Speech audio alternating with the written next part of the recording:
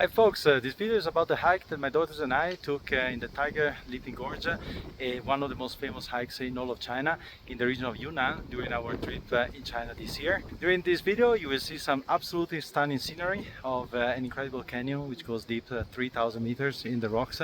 We ride donkeys, we will speak with goats, I will show you some travel companions, give you some tips about accommodation and logistics. You will see me hanging from cliffs. I hope you enjoyed the hike and let's go!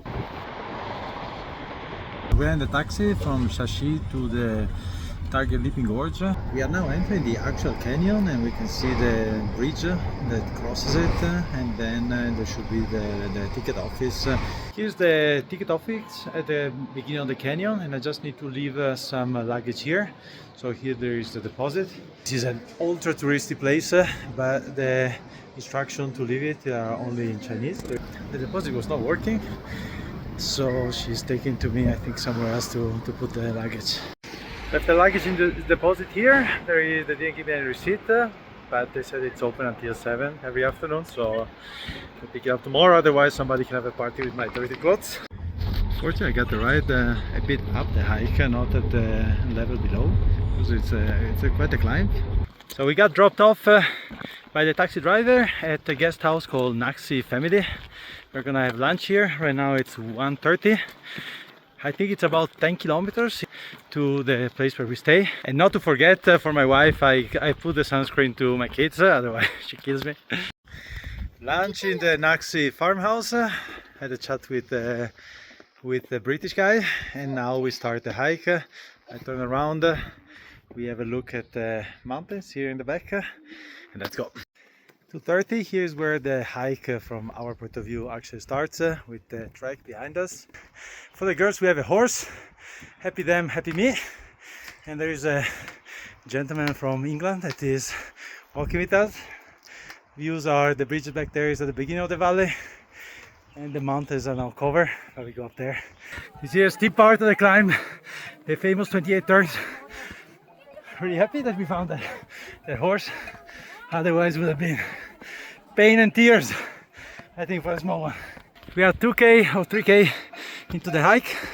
Those back there are the first tourists that we crossed so far. And I think that the guide has a bit of an issue, because I'm hiking ahead and the donkey is following me instead of him. I think it's a bit too fast a pace for him. There is the top of this steep part with the 24-28 turns, and then we leave the donkey and we continue on foot. And here we are at the top of these 24 turns, and now we continues from here. There's some fresh, and it should be a couple of hours to 3 hours maybe to the hotel. Here's the top of the 28 turns. It's a 10 yuan to come to this kind of peak that looks into the gorge back there. Proud Chinese flags. The path continues, it goes down from that peak where I showed before with the flags, and the views are magnificent. They did not look like this when I was preparing this hike, but it's really hugely impressive. A guide also told me that it is the deepest canyon in the world. It's like 3,000 meters from top to bottom. Now from here the road goes down quite a bit, back down there, and then it must go up again, I think, because the look of the hotel where we stay was, it looked like high mountains.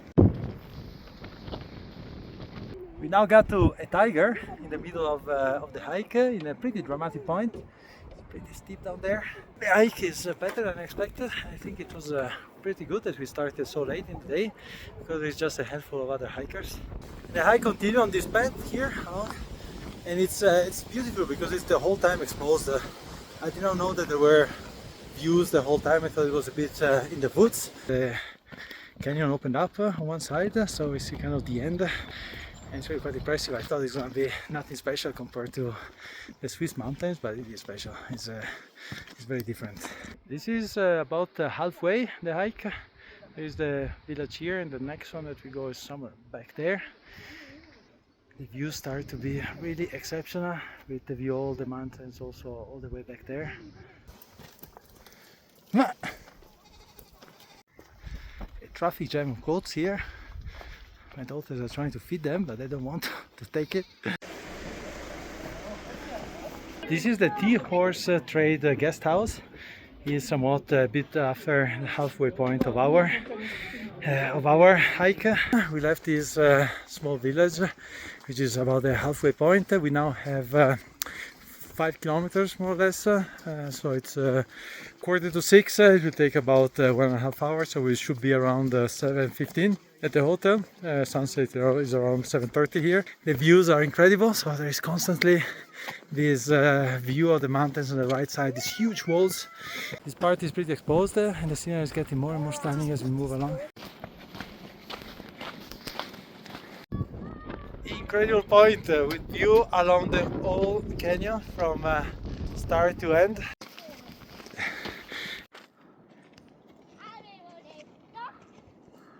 There was now a nice part with a path right in the rocks, also quite exposed. I think we are the last one left on the trek, but it's not too late. There is still about 1 hour of sunlight. And we met the British guy who is walking back there with my daughter for lunch. And he's traveling 6 months in Asia. So we are walking together during the afternoon. Totally incredible. We are getting into this small canyon, side canyon, and the view of the mountains back there is just unbelievable. And that back there is Callum. He is in another place compared to us, so maybe we catch it tomorrow. He goes in the same direction as we do. It's been good company for the past few hours. And now getting to the village where our hotel is.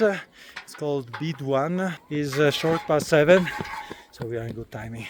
And we got to the village where we spend the night, which is called BaDiWan. And here you can see the hike. Basically, we started back here where we left the luggage. And the taxi driver dropped us off at the Yangtze guest house. And then the girls went with the donkey up here. And we walk this path and we are in BaDiWan here for the night. And here we are at the hotel. And it is 12 kilometers and about 800 meters, so 700 meters of altitude for the whole day. Absolutely stunning. As mentioned before, it topped my expectations. This is the view that we hopefully will have from the room. This is the check-in and the restaurant area of the hotel. Not bad, that view. And now we're going to the room. It is I think 38 euro per night, if I remember correctly. We start the day with this incredible breakfast with the view of the mountains opposite. They only have Chinese type breakfast, which has 2 options basically. This kind of noodles and this kind of noodles. And then I asked for a milk, and they brought 1 milk like this for my daughter to drink. Very easy start to the hike today. It is 10:50 in the morning. We say goodbye to our room. We just left the village of BaDiWan back there where we spent the night. And first thing of the day, I noticed there is many more people. I guess for a number of reasons. It's Saturday. It's a long weekend.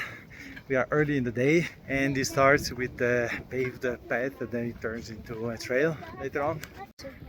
Views of the valley are glorious.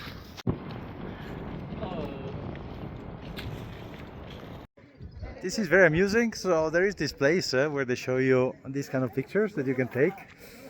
All crazy, like if you are in these Norwegian fjords. And it's actually, if you look, it's a spot. They've done like a fake stone to take pictures for 20 yuan, about 3 euro. And I think I'm gonna do it. Alright, so this is reality Instagram moment. And I can even do as much as going all the way to the border.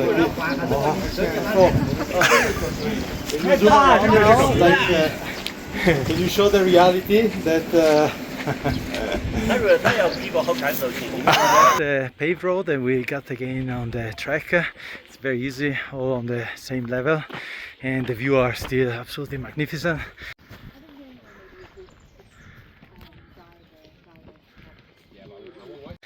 Yep, and today is definitely more crowded than yesterday. I can see on the trail in front of me at least maybe 20 people walking. The one before was not the only Instagram place. There is one pretty much identical, but it looks even more dramatic. Up there, hi goat, are you also trained to get 10 yuan to stay still? And this is a pretty impressive point of the gorge. There is a kind of a path that goes into the gorge with the outlook point, and it is quite exposed. You can see both directions. You can see also the water underneath, all the mountains around here on both sides of the gorge.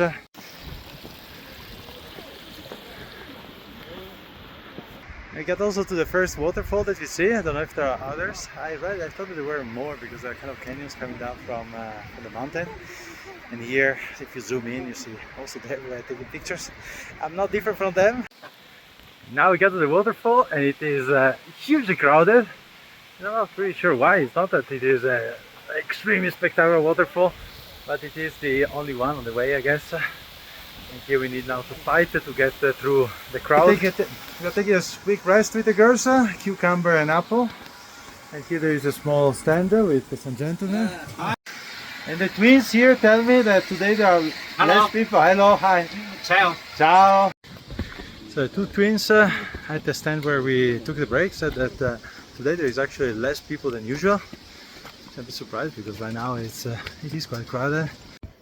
I think that back down there is the end of the hike, or at least a part of the hike. It's called Middle Gorge, and from there I think we take a bus. We are now a part a bit uphill, and then down here a bit steep. The rest of the day was completely flat basically.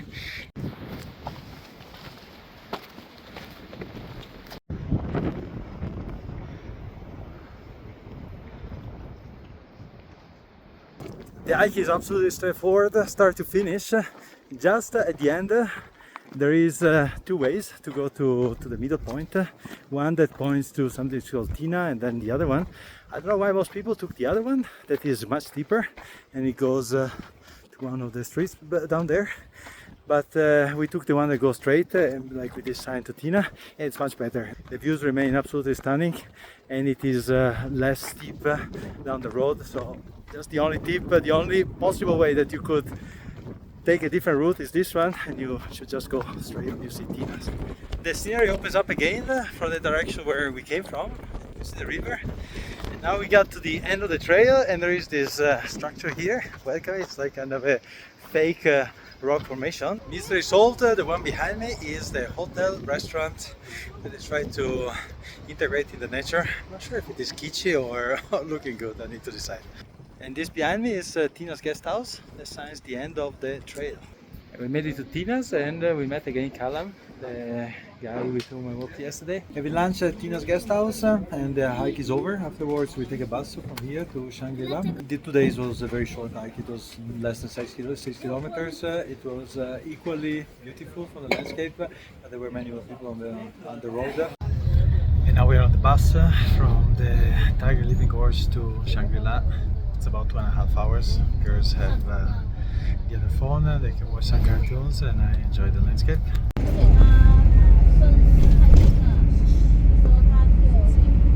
I get recovered. It was in that room, it was open.